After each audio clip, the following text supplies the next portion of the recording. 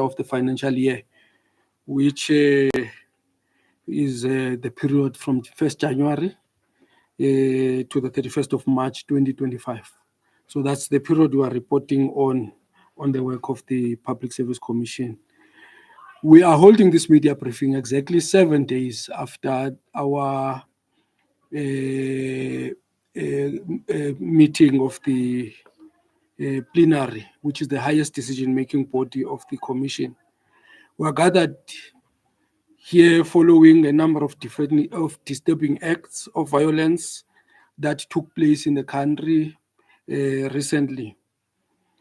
One that is indeed glaring is the one where 6 patrollers were gunned down at the Merimi informal settlement in Soshanguve. We would like to extend our heartfelt condolences to the families of the deceased and hope that the law will take its course and the perpetrators will be brought to book. Of course, this is not an isolated incident. We know of the incident of the baby in the Eastern Cape at one of the schools in the Eastern Cape, the independent school, where there are allegations that the baby was sexually abused. So all those matters are important matters that have been gracing our media screens recently. And the issue of Merimi informal settlement is quite a concern because volunteers who were seeking to protect their community and keep their people safe were attacked and they were killed. And we want to call on community members to work together with the law enforcement agencies to ensure that those perpetrators are brought to book. On the 5th of March 2025, the chairperson of the Public Service Commission, Professor Somadoda Fikeni, together with Commissioner Yasmin Bakas from KwaZulu-Natal and other executive managers of the Public Service Commission, attended a conference on strengthening whistleblower protection mechanisms in South Africa. This conference was hosted by a platform to protect whistleblowers in Africa in partnership with the National Anti-Corruption Advisory Council and the United Nations Office on Drugs and Crime in Cape Town. The 2-day conference brought together key stakeholders, legal experts, civil society leaders, public and private sector representatives to discuss amendments to South Africa's whistleblower protection framework and explore innovative approaches to creating robust protection frameworks for whistleblowers in South Africa.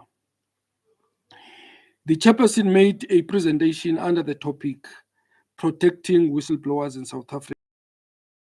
A presentation focused on the role of the Public Service Commission in fighting corruption and strengthening whistleblower and strengthening and safeguarding whistleblowers through the National Anti-Corruption Hotline, amongst others. The chairperson of the commission also participated in the SADC meeting of ministers and social partners from 24 to 28 March in the Republic of Zimbabwe.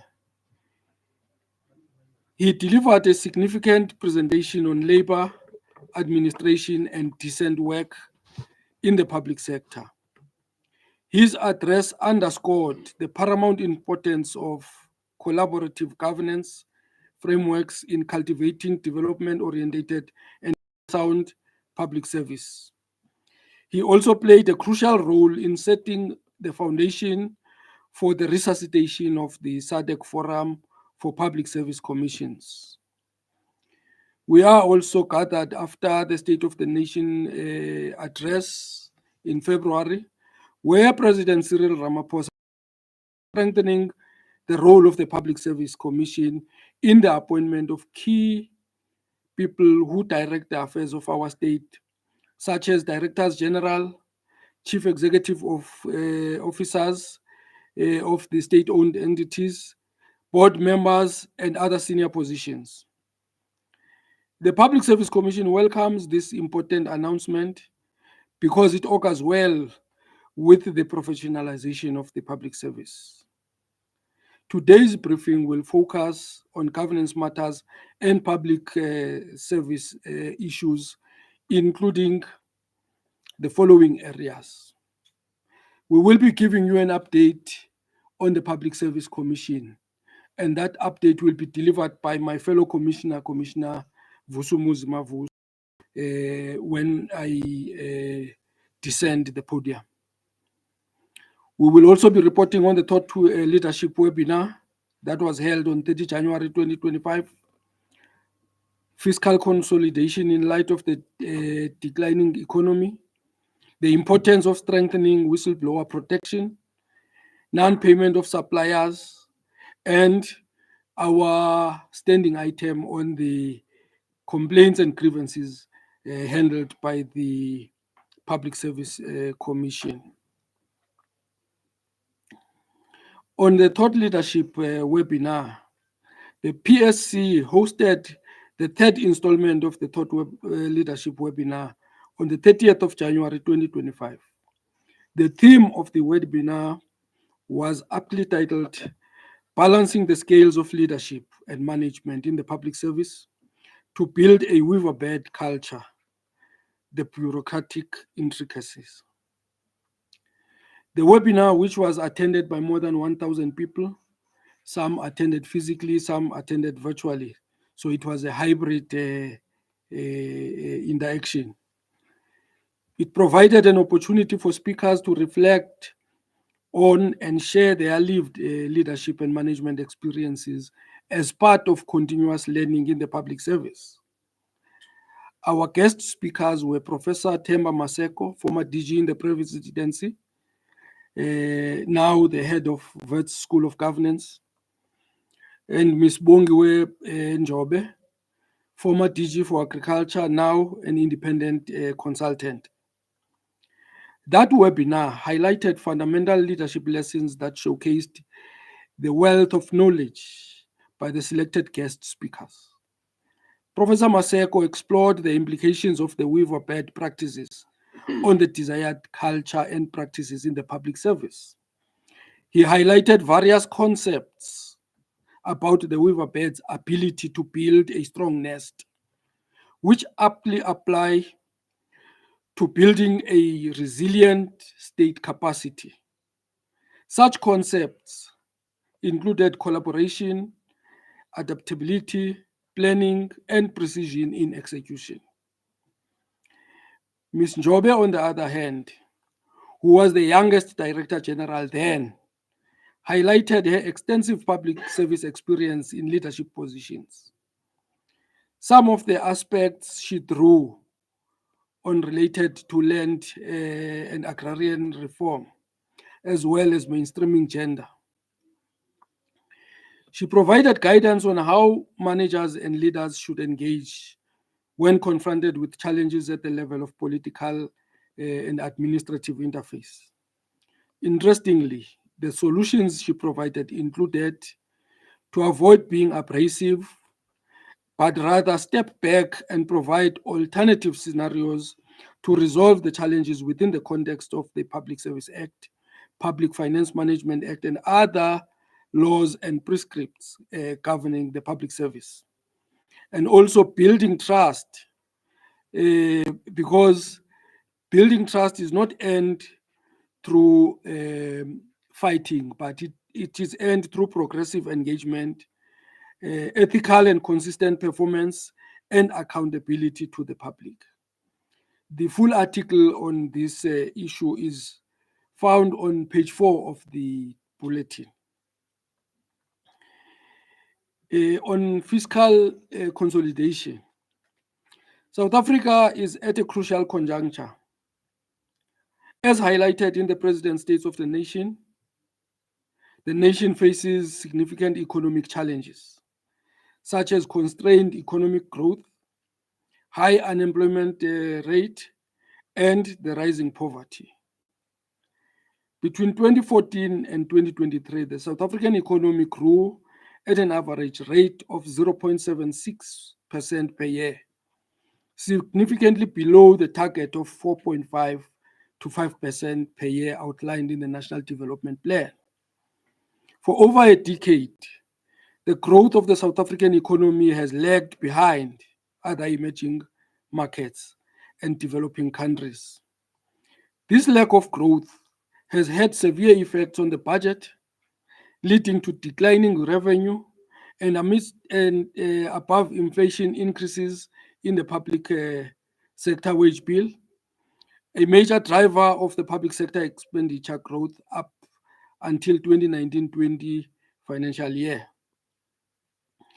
In the long run, the government's fiscal strategy needs to balance spending and tax revenues whilst implementing measures to stimulate economic growth.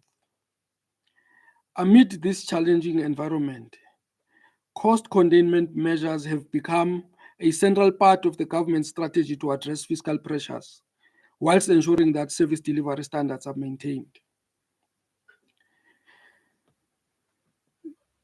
The current cost containment measures. The South African government has recently implemented several cost-saving initiatives, highlighted in a letter and guidelines from the National Treasury to all national departments and provincial treasuries in August 31, 2023. These measures included reducing non-essential travel, minimizing reliance on consultants, whilst there are employees who are employed to do the work, and optimizing lease agreements and event expenditures to prevent severe resource constraints. The Public Service Commission believes that whilst cost containment measures demonstrate fiscal discipline and prudent financial management, their implementation must be closely monitored to avoid inadvertently undermining service delivery. This is particularly crucial in essential sectors such as healthcare and education, where cuts to resources or funding could have far-reaching consequences for public well-being and long-term development. Effective cost containment requires a balanced approach that prioritizes efficiency and savings without compromising the quality or accessibility of essential services. The Public Service Commission recognizes the advantages of fiscal consolidation and cost containment, which include reduced waste in public finances and enhanced accountability.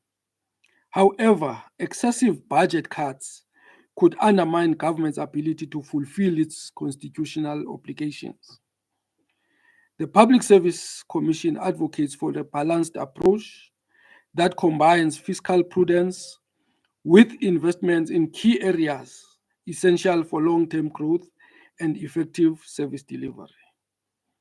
The Public Service Commission remains committed to promoting constitutional values and principles, advocating for equality and accountability, and ensuring that public resources are used efficiently and effectively for the benefit of all South Africans. The Public Service Commission, in partnership with civil society and business sectors, hosted the Whistleblowers Symposium under the theme, The Extent and Nature of the Protection of Whistleblowers in South Africa. The hosting of the Whistleblowers Symposium emanated from the 2022 International Anti-Corruption Day celebrations, which highlighted the challenges regarding the protection of whistleblowers and their families in South Africa. The protection of whistleblowers was identified as one of the high priority areas in the National Anti-Corruption Agenda. During the symposium, a resolution was made for the establishment of a whistleblower protection house to support whistleblowers and facilitate access to support, creating of awareness of whistleblowers' plight, provide financial assistance, legal counsel, and psychological support. The establishment of this important initiative will require the amendment of the current legislation. The Department of Justice and Constitutional Development is at an advanced stage to review the Protected Disclosures Act. The advent of democracy in South Africa promised a society that will be built on human rights-based culture to ensure that the lives of the ordinary South Africans are improved and protected. Section 195 of the South African Constitution outlines the basic values and principles governing public administration. These values and principles should be the cornerstone upon which we build a public service that is ethical, responsible, responsive, and accountable. Government and other role players agreed that corruption in South Africa and the killing of whistleblowers needs to be addressed collaboratively by all sectors of the society, as the efforts of whistleblowers contribute to building a capable, ethical, and developmental public service that is responsive to the needs of the people. The Public Service Commission supports these initiatives and the development of the whistleblowers protection regime because it will enable the citizenry to report wrongdoing without fear of reprisal. Fighting corruption is everyone's responsibility in the country. Active citizenship must take its rightful place in fighting against corruption and expose theft, fraud, and maladministration through whistleblowing. As the Commission, we continue to encourage South Africans to report anonymously acts of corruption and maladministration through the National Anti-Corruption Hotline. The number is 0800 701 701. They may also report by email at complaints@opsc.gov.za and walk-ins at the Public Service Commission offices throughout the country, where complainants can interact with professionals equipped to safeguard their safety and ensure that their reporting remains anonymous. This article is on page 7 of the bulletin.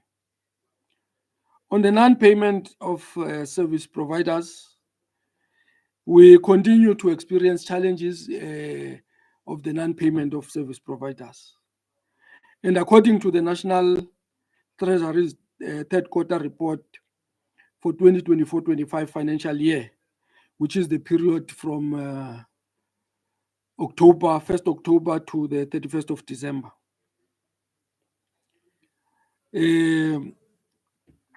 All national departments submitted their exception reports on the non-payment or payment of suppliers' invoices to the National Treasury as required by the National Treasury Instruction number 34. During the third quarter 2024-25 financial year, which shows an average time-year submission of 83%. This represents a regression of 3% when compared to the average time-year submission rate of 86% achieved in the second quarter of 2024-25 financial year. There is indeed a fluctuation in compliance in relation to this, and we want to make a humble plea to departments to cooperate with the National Treasury and make sure that they submit their reports timeously. Out of all national departments, only 19 departments fully complied with the legislation of time-year payment, which is consistent with the first quarter. Departments that consistently and comply with this legislation are commended and encouraged to continue and maintain this performance and pay legitimate invoices from suppliers timeously or within 30 days as required by the Public Finance Management Act and related prescripts. And we want to emphasize that 30 days is not the minimum period to pay, but it is the maximum. If you are able to pay within 7 days, so be it, so that these businesses are not found wanting in terms of their cash flow challenges. The number of invoices paid after 30 days by the national departments was 38,153 to the approximate rand value of 1 billion as at the end of the third quarter of 2024-25 financial year. So that means 38,153 service providers were paid later than 30 days. Some of them not paid at all. That is the problem. And you can imagine what happens to those businesses when they deliver services and not get paid.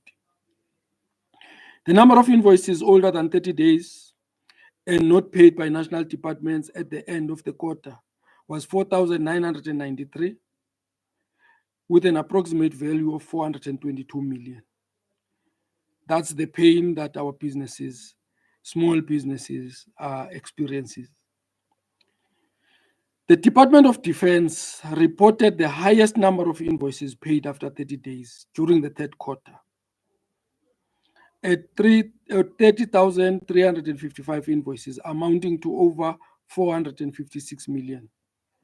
This department was also the highest during the first and second quarters, with an average of 61% and 80% respectively of the total number of invoices paid after 30 days by the national departments.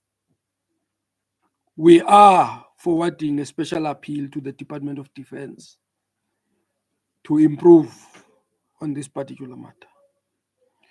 Table 3 that you will find in the Pulse Bulletin provides a list of top national departments that reported unpaid invoices to the National Treasury as at the end of December 2024.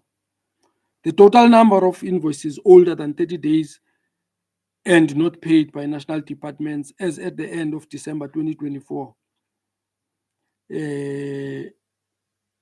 financial year was 4,993 with a rand value of 422 million. The departments in Table 3, which is on page 9 of the bulletin, are the main contributing departments towards non-payment of invoices. The most common reasons provided by these departments vary from misfiled, misplaced, or unrecorded invoices to internal control deficiencies. And all these are acts of misconduct, but there is no consequence management for those employees who misplace invoices or misfile invoices. Table 4 on page 10 illustrates the performance of provincial governments in terms of the number and rand value of invoices paid after 30 days and invoices older than 30 days and not paid for the period under review. A total of 76,154 invoices amounting to over 8 billion were not paid were paid after 30 days, and a total of 94,914 invoices older than 30 days were not paid with a rand value of 12 billion. National Treasury is continuously assisting suppliers with queries on non-payment of invoices through a dedicated central email address, 30 days queries at treasury.gov.za. 30 days queries at treasury.gov.za. By following up with the transgressing institutions and providing feedback to suppliers with reasons for late or non-payment of invoices and possible date for the payment of any other invoice. The National Treasury is encouraged to engage with service providers on various platforms to raise awareness on the dedicated queries communication platform so that more queries can come to the fore and receivership. Furthermore, there should be consideration for imposing sanctions on those departments that do not timeously resolve the queries that are being reported.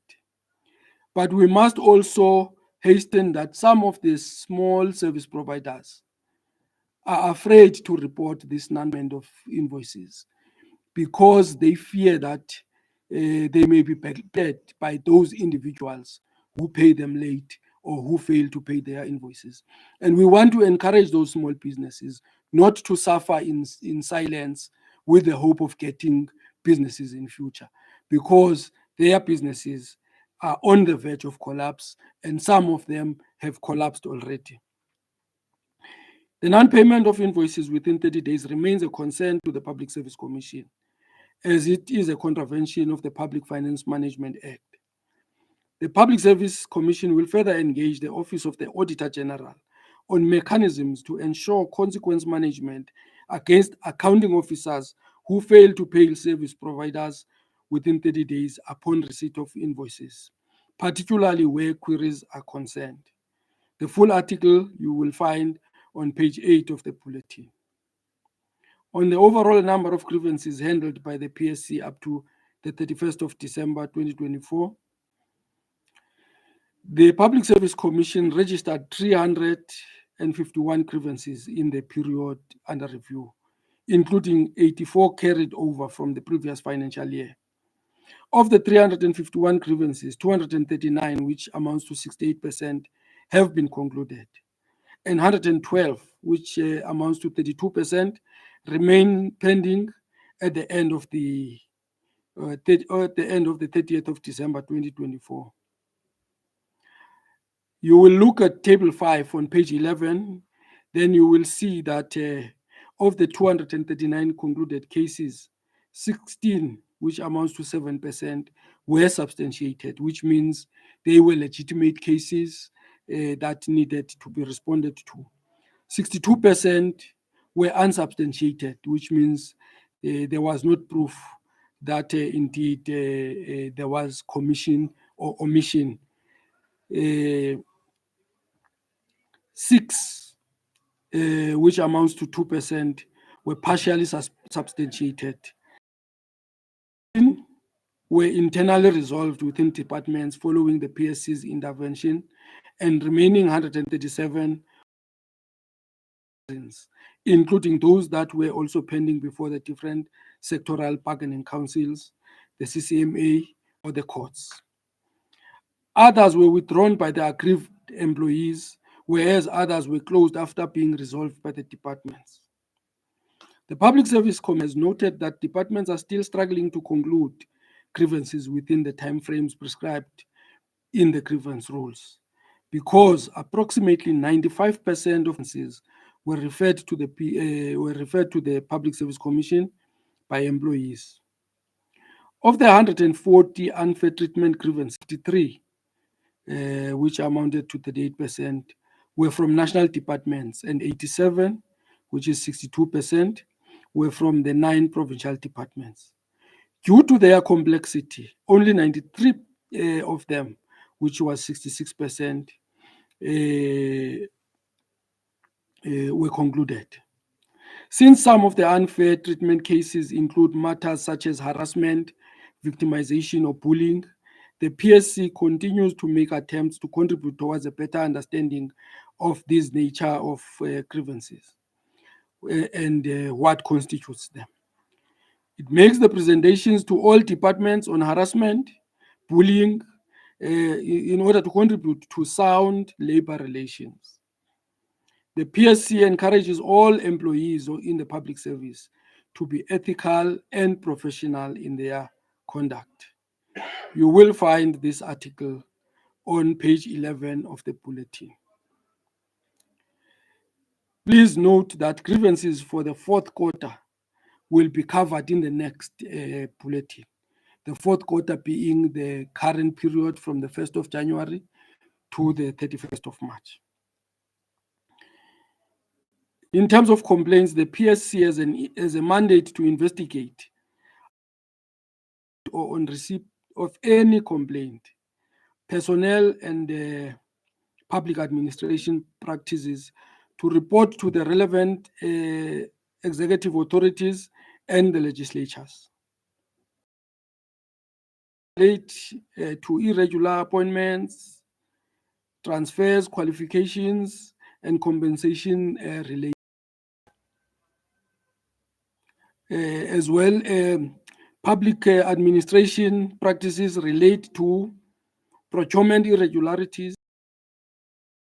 The own accord investigations undertaken are identified through an analysis of trends of complaints handled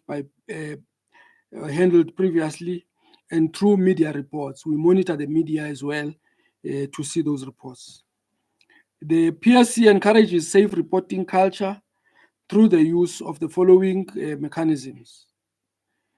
You can do that telephonically through the National Anti-Corruption Hotline, the number that has been mentioned earlier.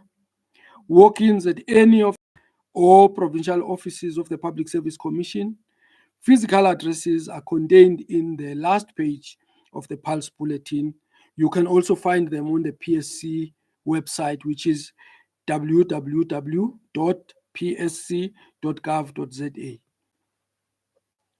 Since inception of the National Anti-Corruption Hotline on the 1st of September 2004, a total of 951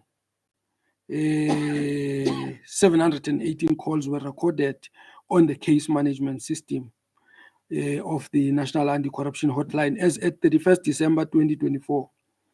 These include dropped calls and those which were made for purposes of inquiries and seeking advice.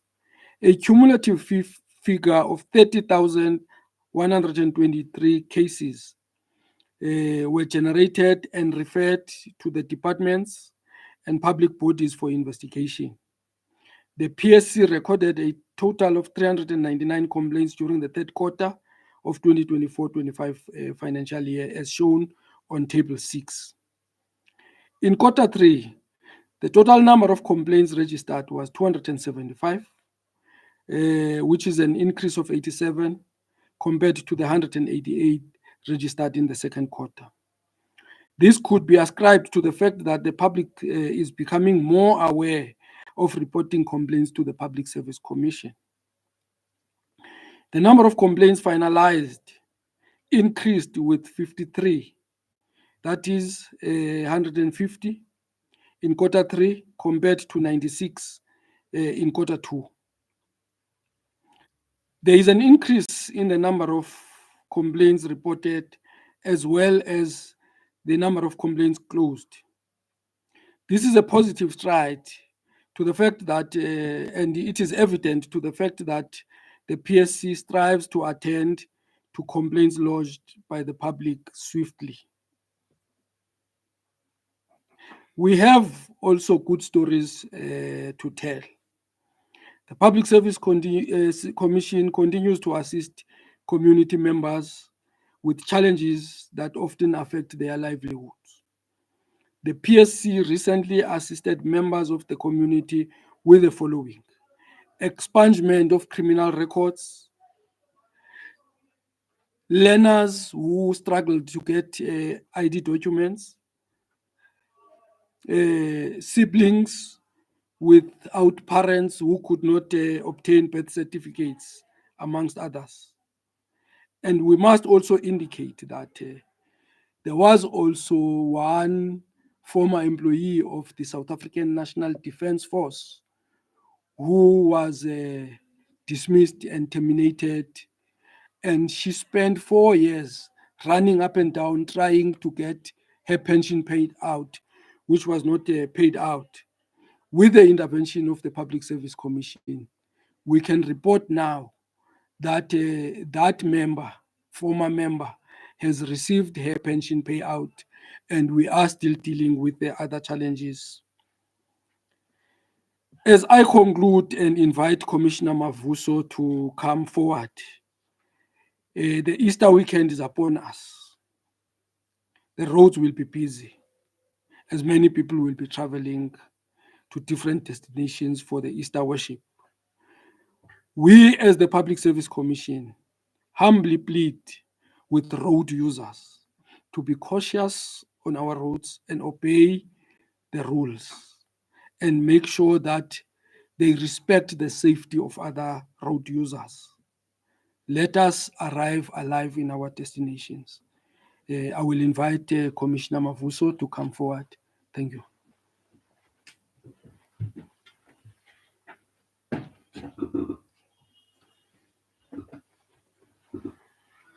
It's already in the afternoon, so I should not say good morning. Good afternoon, ladies and gentlemen. My name is Vusumuzi Mavuso. I'm one of the commissioners in the Public Service Commission. My role here is to be able to give an update as to the Public Service Commission bill. The Public Service Commission Bill 2023 has been under intense consultative processes at various levels. And I must say that we're quite excited to say that the Portfolio Committee on Public Service and Administration voted on the motion of desirability of the Public Service Commission Bill 2023 on the 5th of March this year. And this PSC bill was further adopted by the National Assembly on the 18th of March unanimously. In other words, there were no debates as to whether there were queries around it. The import of this bill is that since the advent of the 7th administration, it adopted this bill to seek to achieve the following objectives. One, to repeal the Public Service Bill Act or Public Service Commission Act of 1997, which brought into existence the Public Service Commission in 1999, which is now 26 years, and the promulgation of a new Public Service Commission Bill 2023 to focus on the following: the establishment of a Public Service Commission Secretariat to enable the Commission to operate as an independent and impartial constitutional body with its own secretariat and in line with Chapter 13 of the National Development Plan. The essence of this is that as opposed to becoming a department, it is now detached as part and parcel of the family of departments that belong to the Department of Public Service and Administration to be independent and establishing its own secretariat. Further, it will ensure that the Public Service Commission can really be at idem with the Public Protector, the Office of the Auditor General, etc., which are Chapter 9 institutions. So they will be more or less at par in doing their respective responsibilities. The implementation of the application of the Public Service Commission mandate to municipalities and public entities to promote cohesion in governance while recognizing the nature and function of the different spheres of government.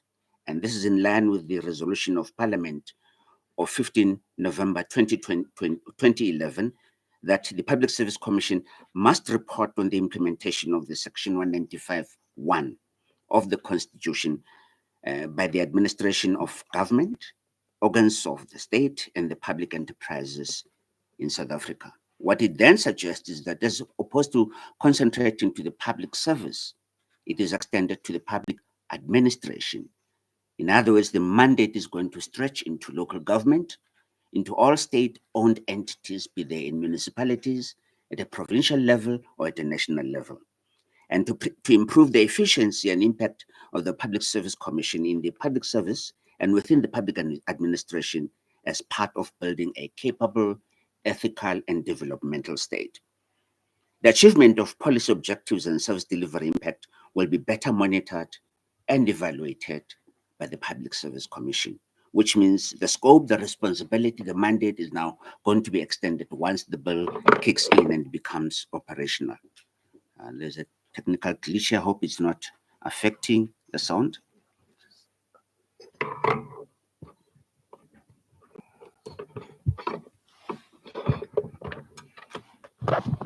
My apologies. I hope it's not my voice that disturbed all this.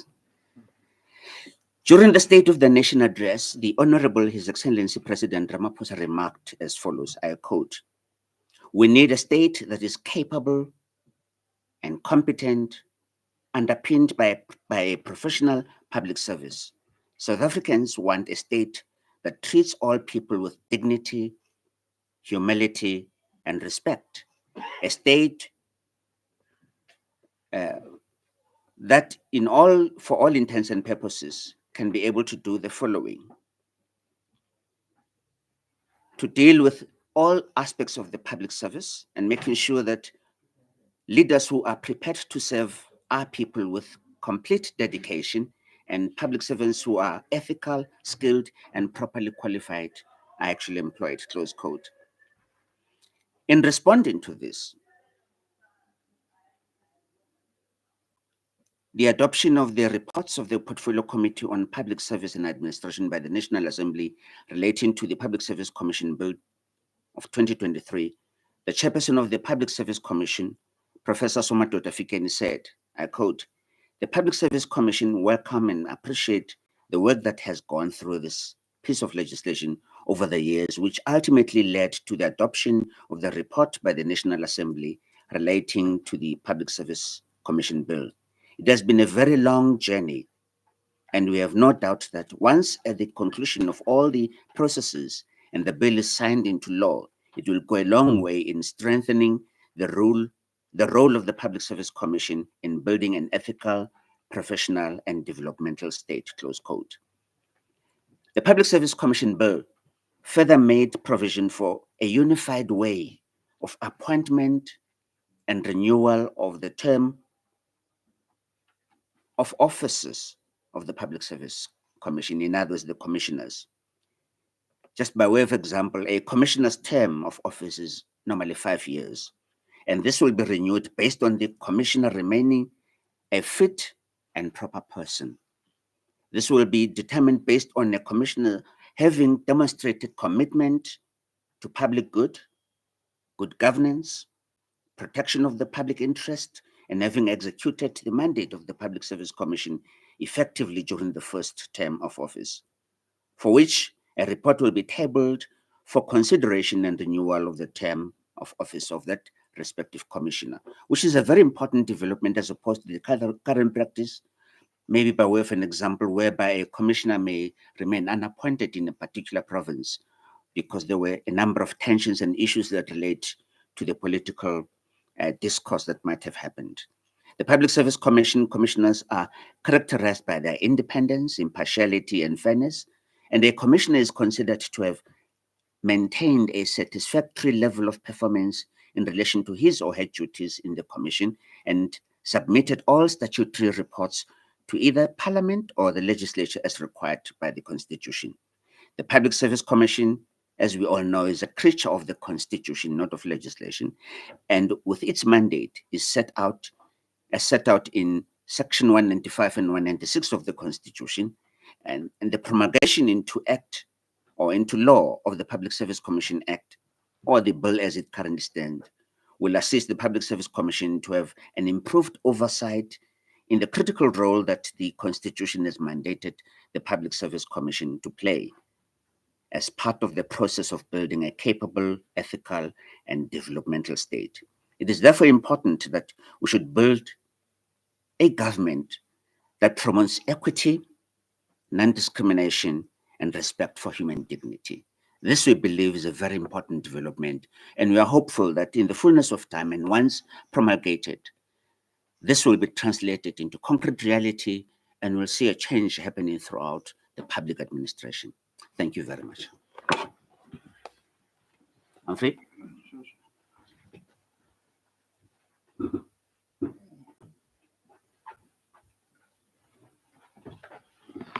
Thanks, Commissioners, for that comprehensive report.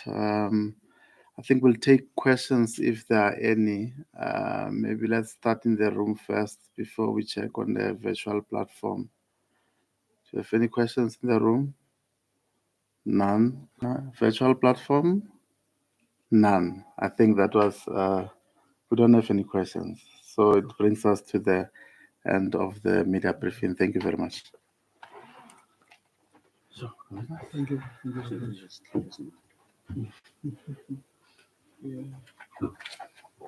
Sure.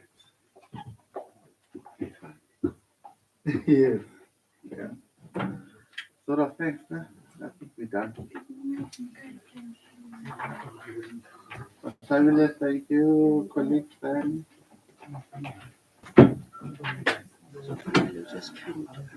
Just